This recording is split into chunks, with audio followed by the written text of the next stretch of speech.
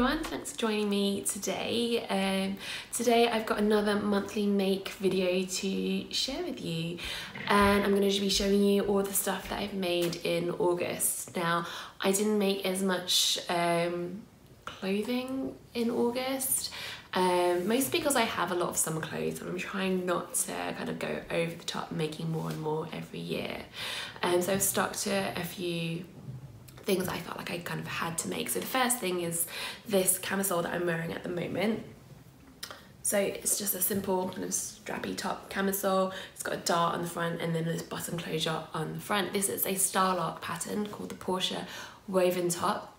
I always wonder why it's called woven top instead of camisole or any other word for a top like this. I feel like woven top is a very nondescript way of putting it, but yeah, it's a really nice simple camisole. I've tried lots of camisole patterns over the years. I need to have one with a dart in it, just for the bust area.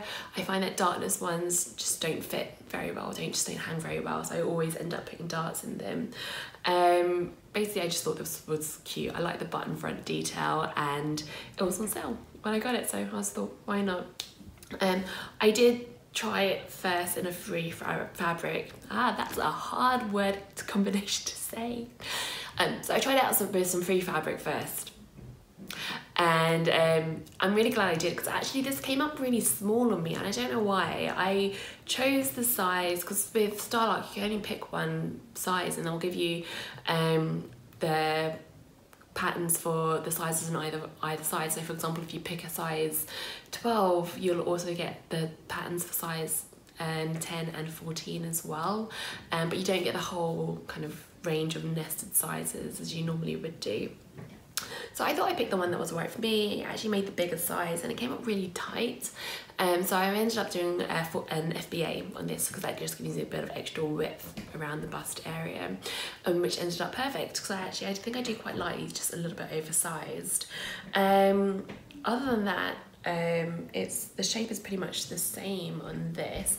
I decided to fully line this because this fabric is a little bit sheer, not like crazy sheer, but sheer enough that you'd be able to see like underwear and you'd be able to see the facing. So I thought fully lining it will just make my life that little bit easier. And then for the buttons down the front, I decided not to put in buttonholes because I'd tried it. I knew what the fit was like. I knew that I'd be able to get it on over my head without having to undo anything. So it seemed a bit pointless to make all those buttonholes, which were just never going to be used. So I sewed the buttons still kind of in the same place that they would be, but I just sewed them straight through the 2 layers of fabric there. Okay, and I really love how this turned out. I used the back of these mother of pearl buttons, so they've got this kind of tortoiseshell appearance and they're all slightly different, which I kind of love. I always like to try all buttons in both sides and see what works better, and I think that I really like how this one turned out. I'll stand and give you a full twirl of what this looks like. So this is the Portia camisole. As you can see, really basic. I'm sure all of you have a camisole pattern lying around at home. This is the kind of thing that's actually quite an easy hack to do if you wanted to have it as a button front. You just add that extra width over, add a facing all the way down and just kind of stitch it all together. But I love these little extra details. Sometimes I feel like that's what makes a pattern. Anyway, I think I'll be making probably lots more of these. I'm probably going to make some plain ones as well, so without the buttons on the front too. It's just one of these things. It could be any pattern, but sometimes you just really need a top like this, and it's just really, really kind of easy to wear. I've worn it loads already since I've made it. These are the kind of things I wear to work, so actually it's really, really useful for me to have a bunch of these in my wardrobe. I know, look at me being all sensible with what I'm sewing at the moment, right? So I'm going to move on to my next outfit for you. Okay, so this is my next make to show you guys. This is the party dress that I made for the new craft house summer party, which was Italian Riviera themed, and I wanted something that, you know, would look like you're just wandering down the Italian Riviera, just think the Amalfi Coast, something that you're like just kind of swanning around in and feeling very graceful in. Anyway, this is what I ended up with. So firstly, this fabric is one that I bought in Paris a few months ago. It actually said like Italian style on the selfish. I was like, okay, I have to use it for this party. And then for the pattern, I mashed up a few different things and just drafted some bits as well in order to get what I wanted. So the idea was to have this kind of tie front top with straps and then a button front skirt. For the top half, I mashed together the Gertie pattern, the one that everyone made a few years ago. For the life of me, I cannot remember what the number is right now. I will add it to the bottom, but it's the one that I've made a few times before, and literally everybody else has made it too. And what I did with that is I took out the centre back seam. It's meant to have a zip up the back, so I took that out. And on the front, for the centre front, I added on the ties that came with the Cali Faye Dress 47. And so basically just kind of merged them together, overlaid them, and drew out this extra tie piece on each front bit there. The straps I widened slightly because I wanted these to just cover my bra straps, which I think I managed to do pretty well. And then I fully lined the bodice as well, because actually that makes it much easier construction-wise. And I'm really sorry for the noise upstairs. My neighbour has suddenly decided to do loads of cleaning right now, and from the sounds of it, move loads of furniture around. So just bear with me for a little bit whilst that settles down. And I'm back. Sorry, that took actually quite a long interlude. Okay, so where was I? This dress, yes. So the bodice is a mash of a Gertie and the Cali Faye pattern. I then drafted my own waistband and a really simple gathered rectangular skirt.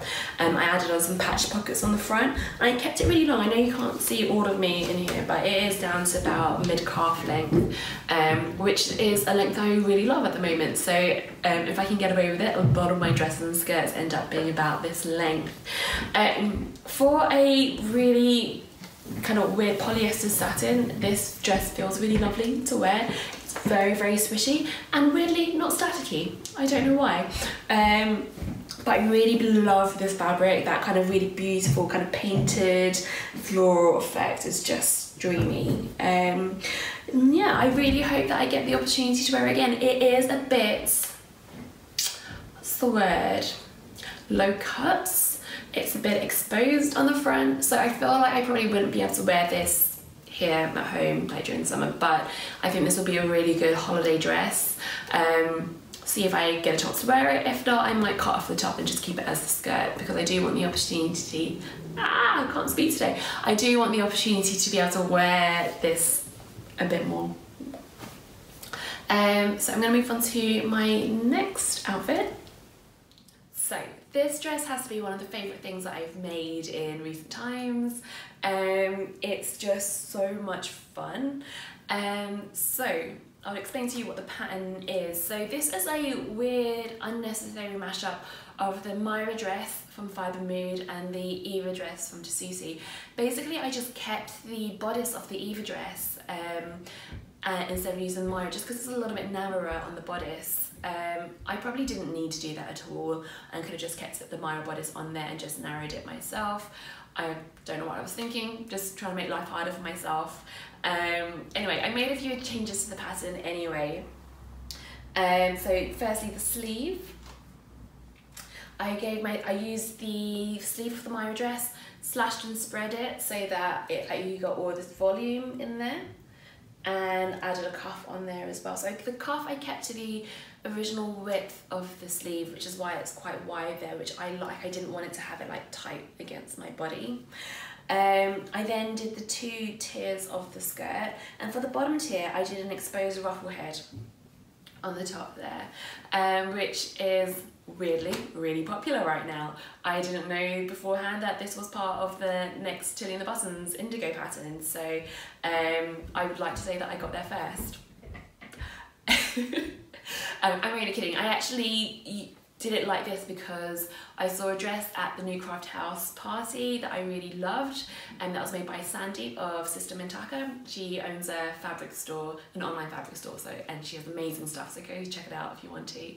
Anyway, she had made this like beautiful long lilac linen dress, and her bottom ruffled hem had this design on it as well, so it used that exposed ruffle on there too, which I loved. It's something that I had done before. I'd made a skirt like that like years ago, I'm talking like 10 years ago, and loved how it looked, but then I kind of stopped. So I was like, actually I don't really like having that extra bulk on there, because I had it right on my waist actually, and then I kind of just left it, forgot about it, and now it's back and I love it.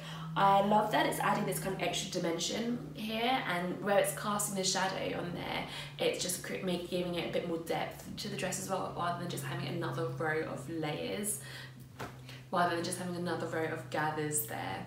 It's, yeah, just really, really fun. I've added pockets to this. It is a big dress. You can see kind of how much fabric there is there. And it's just so much fun, so comfortable to wear. It's one of those things that, you know, it looks pretty cool, you're really comfortable, you can have a big dinner in, and, you know, you're just kind of really enjoying life while you're wearing it. It's just so much fun. The fabric was an absolute bargain. I got that from Walthamstow Market a couple of months ago, and I got it from the remnant bin of the 50p shop, so you can guess that this was going to be quite a bargain. I got, I think it was about 3 meters of fabric, and for £2 a meter, so £6 for in total. So I've actually got a fair bit of it left actually. I didn't use all of it for this. So this is a mustard colour fabric of unknown origin and content, and it's got this kind of flocked leopard print over all of it, so it's got a really subtle print and design on there, which I really, really like, because as much as I like the solids and I like prints, this is kind of like a mash-up between the two. So yeah, really fun. I love this pattern, the Myla, the Fibre Mood pattern, and I've been seeing more and more of them recently as well, and they all look fantastic. I really want to use it, and I think I'm going to make myself like a long version as well, so have it like kind of long and flowy, maybe with the sleeve, because I really love the sleeve as well. Potentially looking to have something, but probably belt it as well. I know with these it's quite nice when they're short to have them loose and flowy, so like you don't mind the lack of definition at the waist, but sometimes with longer dresses it's better to have that, so I'll probably make it, you know, beltable, if that makes sense at all. So I'm going to move on to the next thing to show you. I've got actually, this is all I've got in terms of clothes this month, but I've got a couple of other things to show you too. So the last couple of things I wanted to show you were some bags that I made this month. I have always toyed with the idea of making bags, and like had some success with it and some not. I'd made a belt bag, I don't know if you remember, from a few months ago, which was a really fun way of using a new fabric to me, because I was using Cork fabric for the first time. Now after I'd made that, someone else got in touch with me who had just started producing Cork bag oh, excuse me. He just started producing Cork bag making kits. So this is from One Stitch Is Never Enough, and she actually sent me the kit to try out. So that's what this is. This is the Myla bag, and it's just a really simple envelope bag. It's fully lined, it's made out of Cork. I opted for, it comes with all the hardware and everything with that, and I opted to get the long leather strap to go with it. It is fully lined. I'll show you what that looks like on the inside. You can have a proper look, so it's got this cute like bird print fabric there, and you've got these little tabs on either side, the D-rings that hook onto the strap. It is quite plain, quite simple, and you can probably find a tutorial to make a bag just like this on the internet somewhere. It's quite nice, I think, if you're giving it to someone as a gift who wanted to start kind of getting into crafts and bag making and things like that, because, you know, everything's in there. All you need to add is thread and a sewing machine. Everything else is included. It was really, really quick to sew up. I think I did that watching TV in about, you know, half an hour one evening, and because apart from the little tabs on each side, even all the pieces are cut out already for you, so it's a really, really, really quick make. It's also really practical, really functional. This is my bag that I take out if I don't want to be carrying like loads of stuff and just want to keep something quite secure on me. So yeah, definitely a good one to look at. I'll link to them down below. I also made another bag, and that is this. Hopefully you can see that well. So this bag is made out of rope. This is, I want to say 4mm cotton rope, like braided, not braided, twisted rope. And it's just stitched together in a sewing machine. You make a coil basically and stitch over the join where the cord meets as you twirl it round. So it starts off really small and then just carries on growing and growing and growing as you add more and more rope around the edges of it. Really fun to make. All you need to do to get the straps is out once you've got it to the size that you want. Stop sewing, like back stitch at this point here, leave a length, pick a point on the other side, then carry on stitching all the way around. And I went that round another 3 rounds, and that's why my straps are 3 rows of cord thick. Just really important to back stitch those bits here just to keep them strong. I then just I made 2 of the same and then sandwiched them together with a bit of a pom-pom trim, just because I thought that would be a bit fun, bit bright, and just a bit of a nice way to jazz that up. I thought this was a really nice way of just making like a quick tote bag. I take that back. This is slower than making a regular tote bag, by the way, if you're opting between them. If you're just making a canvas tote bag and you want a quick project, go for that. If you want something that's a bit different but also relatively quick to make, then this is really, really good fun.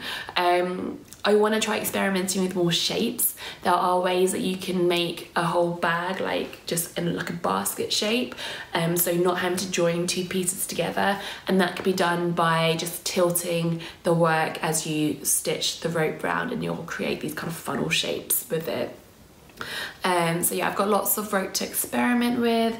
I really want to try using different colour threads, like contrasting threads through the machine as well, and I think that that will help to create a bit more vibrancy, a bit of something different going on as well. And there's loads of really good examples all over Pinterest and the internet, etc.